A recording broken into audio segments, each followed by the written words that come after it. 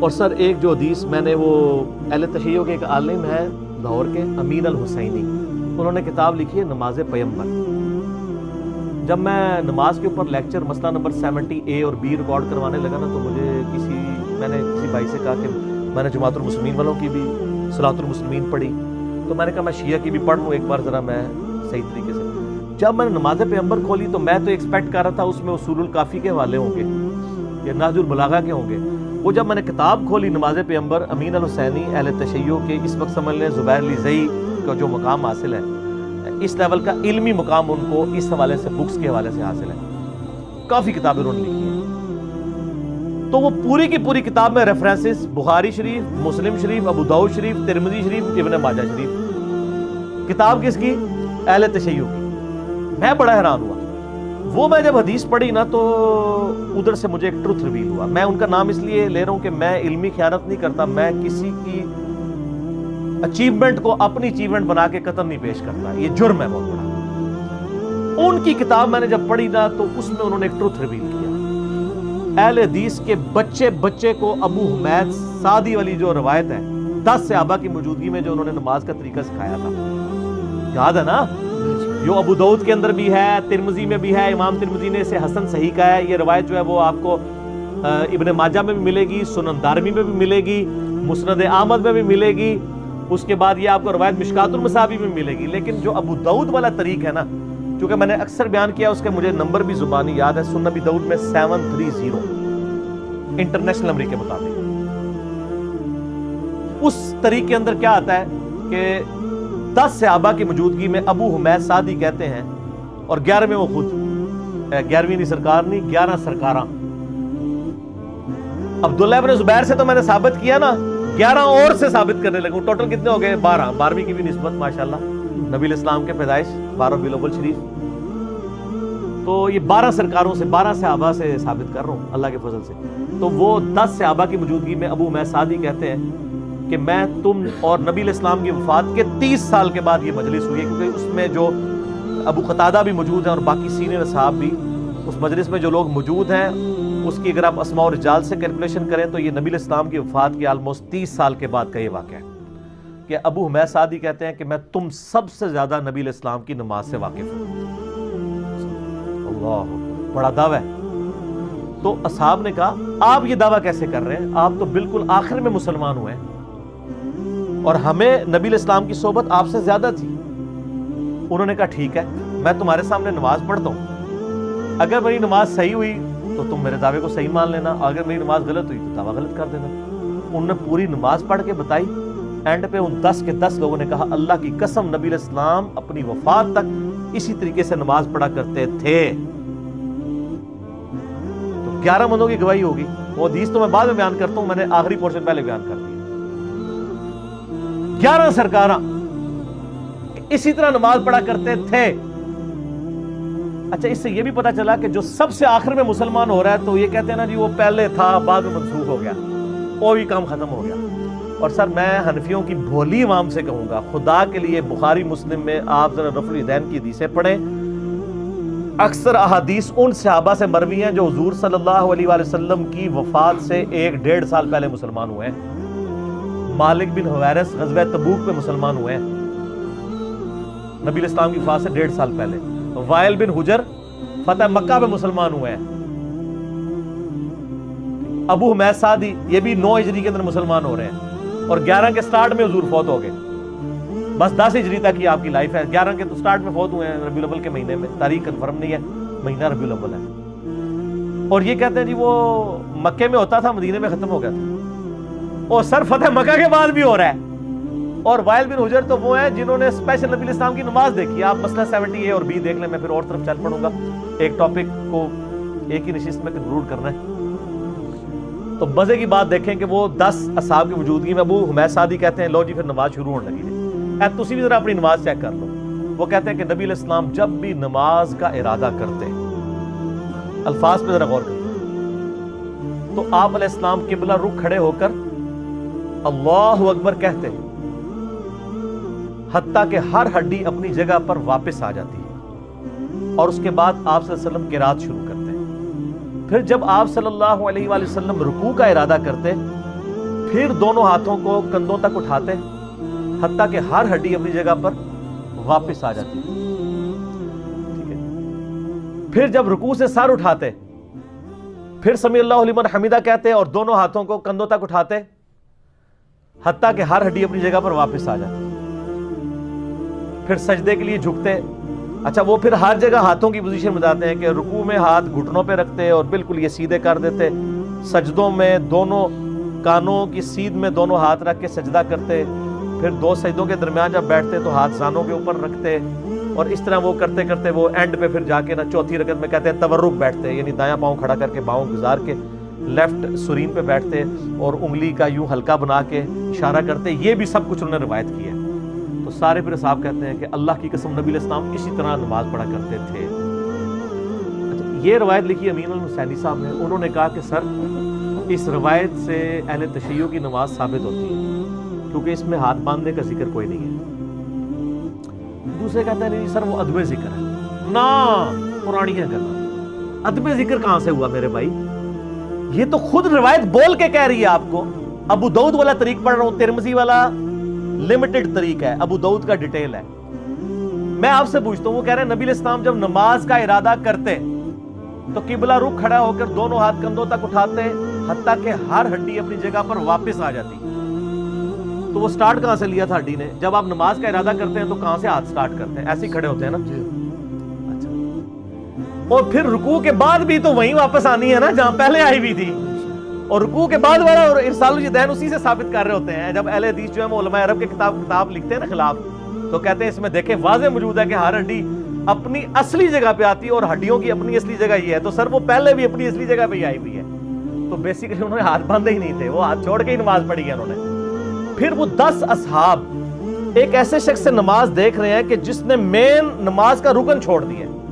اگر انہوں نے فاتحہ یا ثنا چھوڑی ہے نا تو وہ نماز کے پوسچر بتا رہے ہیں. سبحان ربی العظیم بھی اس میں کوئی نہیں ہے, اس لیے کہ وہ اذکار کا ذکر نہیں کر رہے, وہ بتا رہے ہیں کہ نبی علیہ السلام کے پوسچر کیسے ہوتے تھے. یوں رکوع, وہ ہر جگہ ہاتھوں کی اور پاؤں کے پوسچرز بتا رہے ہیں. مقصد سبحان ربی العظیم یا سبحان ربی الاعلیٰ نہیں ہے بتانا, اس کا تو ادب ذکر ہوگا. وہ پوسچرز بتا رہے ہیں کہ قیام کیسا ہوتا تھا, رکوع کیسا ہوتا تھا. تو سر کسی 10 میں سے کسی کے دماغ میں نہیں آیا کہ سر جب آپ نے ارادہ کیا ہے تو ہر ہڈی اپنی جگہ کی بجائے دایاں ہاتھ بائیں پہ آتا تھا, یہ آپ کو ذکر کرنا چاہیے. سر وہ نہیں کیا ہوا تھا انہوں نے. تو یہ حدیث مرفوع بھی بن گئی. عبداللہ ابن زبیر کا عمل تو تھا, یہ 11 صحابہ سے یہ بھی ثابت ہو گیا کہ نبی علیہ السلام بھی ہاتھ چھوڑ کر نماز پڑھا کرتے تھے. اور یہ بہت زبردست دلیل ہے, اور یہ ایسی دلیل ہے کہ جس کے آگے جب میں نے پہلی بار یعنی وہ پڑھا نا تو میں پھر اس کے اوپر قائل ہو گیا. میں نے کہا یار یہ بہت اسٹرانگ چیز ہے. اور دیکھیں ابو داؤد تو اہل سنت کی کتاب ہے, اور جب ہم اہل سنت کے منہج کی بات کر رہے ہیں پھر ہم کسی کو نہیں کہیں گے یار منو کو پیش کیتی ہے. بھائی میری کتاب ہے تو میں اس کو ایکسیپٹ کروں گا چاہے وہ کسی کو بھی سپورٹ کرے. بخاری مسلم میں احادیث رفع الیدین والی بھی مانیں گے, آل امیہ کے خلاف جو احادیث آئی ہیں وہ ہم نے ریسرچ پیپر کربلا والا لکھ دیا, وہ بھی مانیں گے. ہم 2 نمبری تو نہیں کریں گے کہ میٹھا میٹھا ہپ ہپ تے کوڑا کوڑا تھو تھو. اچھا یہ ابو حمید سعدی کی حدیث کا ایک حصہ نا بخاری شریف میں پتہ ہے آپ کو, 10 صحابہ والی, اس کے ساتھ بھی انجینئرنگ کی ہے. حنفیوں نے یہ انجینئرنگ کی کہ اس میں نہ صرف پہلے رفع الیدین کا ذکر ہے, ٹھیک ہے, باقی وہ مختصر ہے, اینڈ پہ وہ تورک کا ذکر ہے. امام بخاری نے اس سے تورک کا رزلٹ نکالا ہے اس طریق سے. وہ کہتے ہیں دیکھیں اس میں تو پہلا رفع الیدین ہے, باقی تو ہے ہی نہیں ہے. تو وہ کس چیپٹر میں لے کے ہیں؟ تورک میں. اور امام ابن حبان جو کہ پوتا شاگرد ہیں امام بخاری کے, امام بخاری کے شاگرد ہیں امام ابن خزیمہ, اور ان کے شاگرد ہیں امام ابن حبان. یہ حبان لفظ نہیں, حبان ہے. اے مولوی ہنستے ہیں, حبان, ابن حبان. ابن حبان نے ابو حمید سعدی کی حدیث کے اوپر باب باندھا ہے ان لوگوں کے رد پہ جو اس سے یہ ثابت کرتے ہیں کہ یہ پہلے ہی رفع الیدین ہے. باقی انہوں نے بتایا کہ یہ ایک طریق ہے, باقی طریق بھی جمع کریں نا. پورے طریق تھے اس کے ابو داؤد اور ترمذی اور ابن ماجہ میں ہے. امام بخاری نے اس سے تورک نکالا ہے. تو وہ اہل حدیث جو ہے نا رکوع کے بعد ارسال الیدین, وہ کہتے ہیں دیکھیں رکوع کے بعد ہے کہ بالکل سیدھا کھڑے ہو جاتے ہیں تاکہ ہر ہڈی اپنی جگہ پہ آ جاتی. ٹھیک ہے, تو سر اگر وہ بالکل سیدھا کھڑے ہو جاتے تھے تو پھر قیام پہ بھی وہ بالکل سیدھے ہی کھڑے ہوئے ہوتے تھے. سمجھ آ گئی آپ کو میری بات کی؟ تو ایک پاسو چپکٹ ہو گئے, دوسرے پاسو نکل جائے گا. اس لیے آپ ایسی بات کیا کریں جو بات مانی جاتی ہے۔ اچھا، سعودیہ کے فتاوا بھی چھپے ہوئے ہیں۔ شیخ عبدالعزیز بن عبداللہ بن باز 1933 سے لے کے 1999 اپنی وفات تک 66 سال تک وہ مفتی اعظم سعودیہ رہے ہیں، پہلے مفتی اعظم سعودیہ۔ 99 میں ہی ڈیتھ ہوئی ہے عبدالعزیز بن باز کی، اور 99 میں ہی ڈیتھ ہوئی ہے شیخ البانی کی۔ تو ان سے نہ کسی سے، ان کے فتوے اردو میں بھی چھپے ہیں، ان سے کسی نے سوال پوچھا کہ یہ رکوع کے بعد جو ہاتھ باندھتے ہیں، تو وہ یہ قائل تھے کہ رکوع کے بعد بھی ہاتھ باندھنے چاہیے۔ تو اس کے اوپر انہوں نے بحث کی کہ جی وہ رکوع کے بعد ہاتھ چھوڑنے کی کوئی دلیل موجود نہیں ہے، قیام میں بھی ہاتھ باندھیں پھر اور بعد میں بھی آپ باندھیں، قومے کے اندر بھی کرتے کرتے نا اینڈ پہ وہ جا کے لکھتے ہیں کہ لیکن یہ یاد رکھیں کہ نماز میں ہاتھ باندھنا یہ نماز کے ارکان میں سے نہیں ہے، اگر کوئی ہاتھ چھوڑ کے نماز پڑھتا ہے تو اس کی نماز بھی بالکل درست ہے، لہٰذا اس پہ جھگڑا نہ کھڑا کیا جائے۔ تو سر میں اہل حدیثوں سے بھی ریکویسٹ کروں گا کہ سپوز اگر آپ اس کو جو ہے وہ ہم سے کوئی دشمنی کرنا بھی چاہتے ہیں تو آپ کے مفتی اعظم نے بھی مانا ہوا ہے کہ یہ بنیادی ارکان میں سے نہیں ہے، اگر کوئی ہاتھ چھوڑ کے پڑھتا ہے اس کو پڑھنے دے۔ اگرچہ ہم آپ کے مفتی اعظم کے سامنے بھی یہ دلائل رکھتے ہیں تو وہ بھی انشاءاللہ مان جاتے ہیں، آپ کو تو مان لینا چاہیے کیونکہ آپ تو کہتے ہیں ہم کسی کے مقلد نہیں ہیں۔ لیکن میں نے ان کے گھر کا حوالہ اس لیے دیا کہ میرے ساتھ ایک حادثہ ہوا یہاں جہلم کی ایک اہل حدیث مسجد میں تو آپ کو پتہ ہے کہ چلتی پھرتی 302 تو اہل حدیث کی مسجد میں نے جو ہے نا وہ اس سنت پہ عمل کرنے کے لیے ہاتھ چھوڑ کے نماز پڑھی، تو وہ اس مسجد کے کچھ کرتے درتے میرے پیچھے پڑ گئے۔ تو میں نے ان کو کہا بھی عبداللہ ابن زبیر کی سنت ہے اور یہ سارے دلائل رکھے، وہ مانا ہی نہ۔ پھر میں نے کہا آپ کو پتہ ہے کہ عبدالعزیز بن عبداللہ بن باز کا فتویٰ موجود ہے کہ ہاتھ چھوڑ کے جو نماز پڑھتا ہے اس کی نماز بالکل صحیح ہے، اگرچہ ہم اس سے سنت کے قریب نہیں مانتے لیکن نماز درست ہے، کیونکہ ہاتھ باندھنا نماز کے ارکان میں سے نہیں ہے، نماز کا رکن قیام ہے، قیام ہاتھ باندھ کے ہو تو ہم کہتے ہیں سنت ہے، اگر کوئی ہاتھ کھول کے کرتا ہے تو ہم اس کو جواز کی حد تک مانتے ہیں، کوئی حرج نہیں۔ کہتا ہے انہوں نے لکھا ہے، پھر ٹھیک ہے۔ تو سر پھر تقلید اور کیا ہوتی ہے؟ آپ بھی تو انجانے میں تقلید کر رہے ہیں نا، تو یہ اللہ کا شکر ہے کہ بن باز نے یہ بات لکھ دی، کم از کم ہم ان لوگوں کو دکھا تو سکتے ہیں۔ اس سے بھی آگے امام مالک رحمہ اللہ جن کی زندگی پوری مدینہ شریف گزری ہے، کئی تابعین کی انہوں نے صحبت کی ہے، ان کی جو فقہ کی بنیادی کتاب ہے المدونۃ الکبریٰ، جیسے حنفیوں کی ہے نا شرح معانی الاثار جسے طحاوی شریف بھی کہتے ہیں، امام طحاوی المتوفی 321 ہجری، اور اس کے بعد ہدایہ تو بہت بعد میں لکھی گئی ہے، طحاوی شریف بنیادی ان کی فقہ کی کتاب ہے۔ اس طرح مالکیوں کی بنیادی فقہ کی کتاب کون سی ہے؟ المدونۃ الکبریٰ، اس کے اوپر پوری فقہ مالکی بیس ہے، اس میں ڈائریکٹ امام مالک سے سوال پوچھے گئے، انہوں نے جواب دیے ہیں، ٹھیک ہے۔ المدونۃ الکبریٰ میں امام مالک سے پوچھا گیا، سر یہ میری طرف متوجہ رہنا ہے، بڑی میٹھی میٹھی باتیں، ان سے پوچھا گیا کہ آپ نماز میں ہاتھ باندھنے کے بارے میں کیا کہتے ہیں؟ تو امام مالک نے فرمایا کہ نماز میں، فرض نماز میں ہاتھ باندھنے کی کوئی دلیل میرے علم میں نہیں ہے، نماز تو ہاتھ چھوڑ کے پڑھنی چاہیے۔ اچھا، البتہ نفلی نماز میں چونکہ قیام لمبا ہوتا ہے، لوگ قرآن بھی پڑھتے تھے، 1 گھنٹے کی تراویح پڑھنی ہے، تو اگر آپ کے ہاتھ ارسال الیدین میں تھک جائیں تو ہاتھوں کو سکون پہنچانے کے لیے تھوڑی دیر کے لیے آپ ہاتھ باندھ سکتے ہیں، جواز۔